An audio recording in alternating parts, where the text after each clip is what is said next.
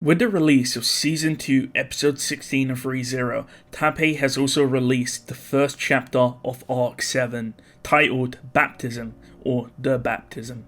Let's get into it. The chapter starts up with the Emilia faction. As we know, the Witch of Envy attacked the Pleiades watchtower last chapter. Rem and Petra are fine after the attack, and Emilia and the others regroup together.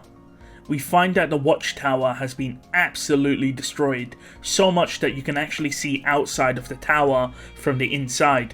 That's because some of the walls and the floors have broken in. Emilia peers into the green room as everyone wonders what happened to Rem and Subaru.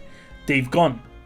Anastasia stated that this was one of the weirdest things she's seen, and we find out that everyone is perfectly fine, and that was due to Volcanica using his divine breath to essentially chase away the shadows. And now Volcanica is still lounging around as previously, and he's also following Emilia's instructions, so it seems like Emilia can control Volcanica to some extent.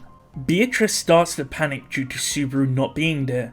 Luckily though, Rem is able to confirm that Rem is alive due to her link with Rem, with their synthesasia ability. That's a really hard word to say, by the way.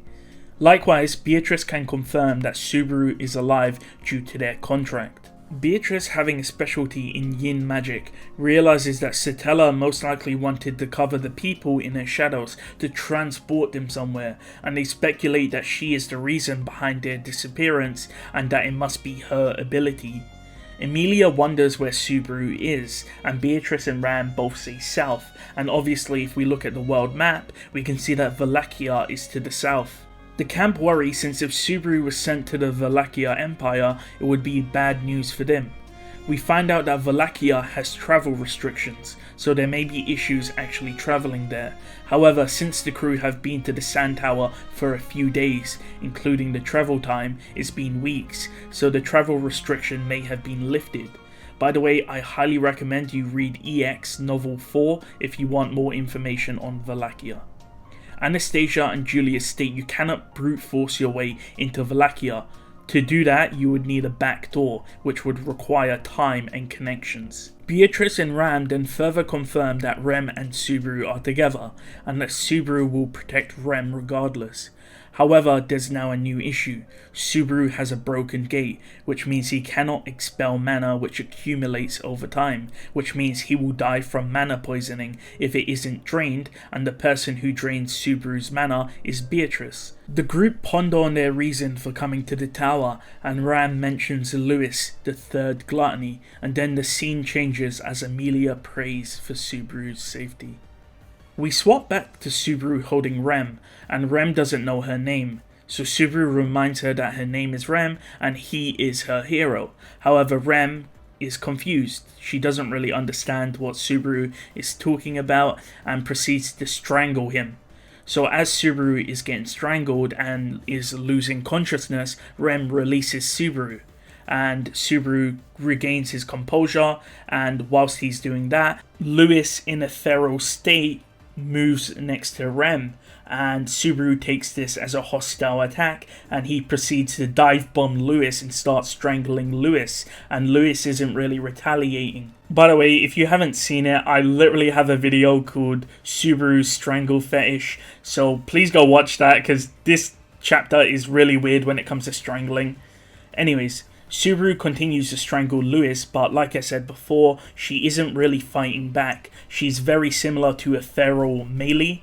Rem, on the other hand, who has been asleep for a year, can hardly move around and is sluggish after sleeping for so long, so she would need time to regain her dexterity and speed. Subaru wonders if Rem's sluggish nature is also due to Rem putting her burdens onto Rem. If you remember when Rem fought Lai Battengatos, when she went into Oni God mode, to survive the recoil she gave the sleeping Rem the burdens. This could be the result of that. Rem, whoever, doesn't know who she is and who Subaru is and thinks Subaru may be behind her discomfort and starts to blame Subaru for it. Subaru realizes that Rem is displaying the exact same traits as Krush when she was eaten by Lai Battengatos, so essentially amnesia. Subaru, realizing this, releases Lewis, who lands on her butt, and then Lewis proceeds to rub her butt.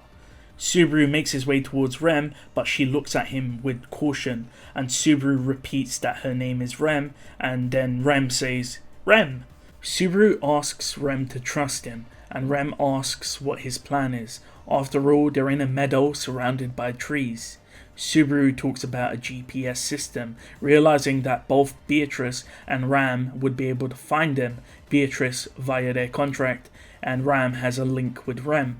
So in essence, both of them are GPS systems, and what their plan should be would be to secure a base of operations, secure a source of water, and hunker down.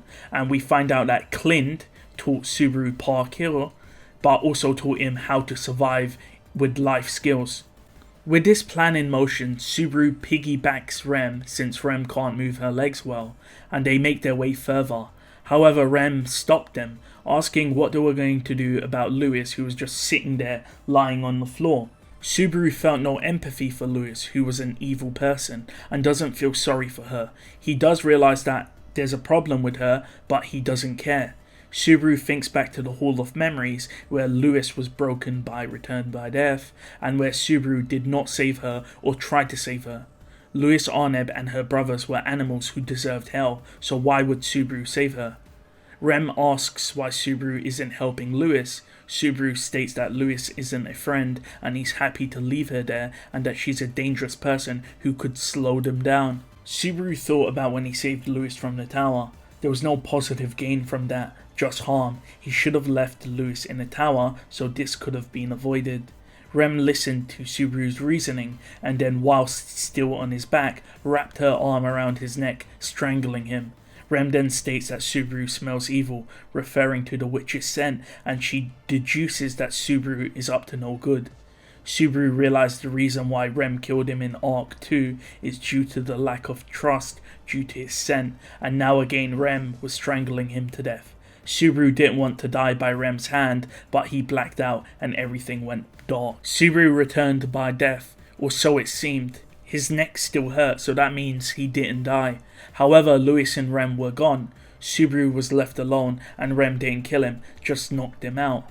In other words, Subaru's action to leave Lewis behind is what made Rem hostile, the fact that he left a mentally incapable young girl in the middle of nowhere.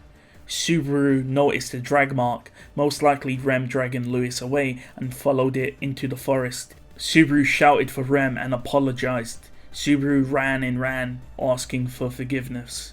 By the way, a quick mention is that Rem doesn't smell the scent, or didn't mention the scent of the witch coming from Lewis when she's a Sin Archbishop and has a witch factor, so that's interesting to note. As Subaru ran through the forest shouting for Rem, he noticed something flash and he was lifted off his feet. Subaru was pinned to a nearby tree with an arrow impaling his chest. Subaru was lodged into the tree by the arrow and couldn't move. As he died, all he could do was call Rem's name over and over and over again as death approached. And that's the end of Arc 7, Chapter 1, The Baptism.